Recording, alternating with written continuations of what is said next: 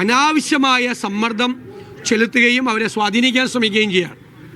ദയവീത് അവരതിൽ നിന്ന് പിന്മാറണം. മുഖ്യമന്ത്രിയുടെ ഓഫീസും പിന്മാറണം. ഇല്ലെങ്കിൽ ഞങ്ങൾ അവരുടെ ഈ മുതിർന്ന രണ്ട് IPS ഉദ്യോഗസ്ഥരുടെ പേര് വിവരം വെളിപ്പെടുത്തേണ്ട ഗതികേടിലേക്ക് പറയാൻ പാടില്ല നോർമൽ കേസിൽ. പക്ഷേ ഇത് അവർ തുടർന്നാൽ ഉറപ്പായിട്ട് പേര് പറയും. ഈ അന്വേഷണം സത്യസന്ധവും നീതിപൂർവമായ ഒരു അന്വേഷണം നടക്കണം. ഇത് അയ്യപ്പൻ്റെ സ്വർണം കവർന്നെടുത്ത കേസാണ്. ഞങ്ങൾ സൂക്ഷ്മതയോടുകൂടി നിരീക്ഷിക്കും. എവിടെ പാളിച്ച വന്നാലും അവിടെ പറയും.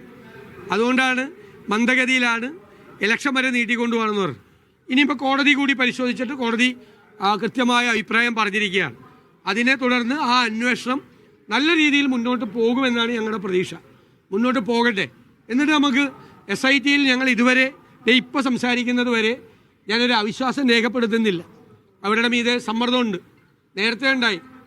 വാസുവിനെ അറസ്റ്റ് ചെയ്യുന്നതിന് മുമ്പും ഉണ്ടായി. പക്ഷെ അവരതിനെ മറികടന്ന് വാസുവിനെ അറസ്റ്റ് ചെയ്തു. ഇപ്പോഴും ഞങ്ങൾ സൂക്ഷ്മതയോടുകൂടി നോക്കുകയാണ്. അവർ യഥാർത്ഥ കുറ്റവാളികളെ വൻസ്രാവുകളെ വീണ്ടും നിയമത്തിൻ്റെ മുന്നിൽ കൊണ്ടുവരും എന്ന് തന്നെയാണ് ഞങ്ങളുടെ വിശ്വാസം.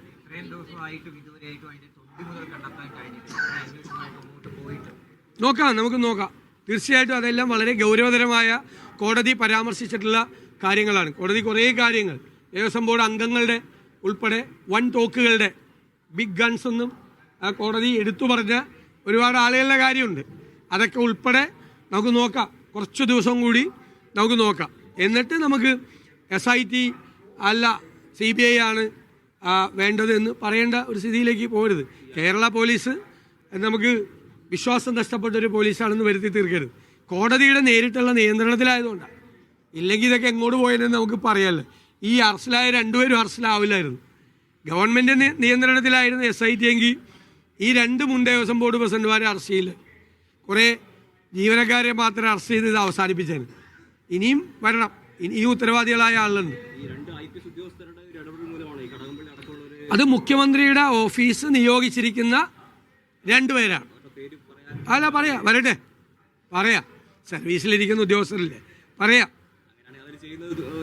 നമുക്ക് പറയാം. അവർ നോക്കട്ടെ, അവർ പിൻവലിയോന്ന് നോക്കട്ടെ.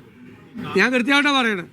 ഈ ശബരിമല ഉണ്ടായ സമയം പോലെ നമ്മൾ പറയുന്ന ഒരു കാര്യവും മാറ്റി പറയേണ്ടി വന്നിട്ടില്ല.